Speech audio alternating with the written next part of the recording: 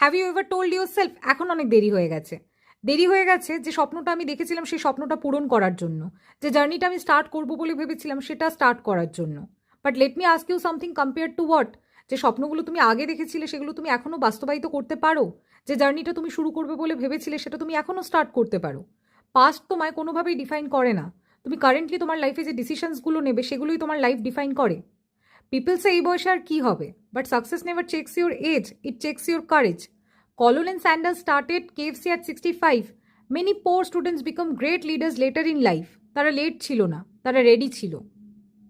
তাই সবসময় একটা কথা মাথায় রেখো, যেটা করবে বলে ভাবছো সেটা করে ফেলো, নইলে এটাকে নিয়ে তোমায় ভবিষ্যতে রিগ্রেট একদিন ঠিকই করতে হবে।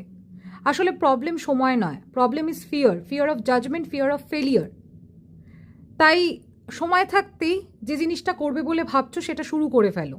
কারণ কোনো কিছুর রাইট টাইম বলে কিছু হয় না। Right time is a myth, right decision is real. You may feel small if you start today, if you don't start you will remain stuck forever. তাই নিজেকে নিজে যথেষ্ট সাহস দাও এবং বলো, I will begin again and then trust me, life will make a way for you.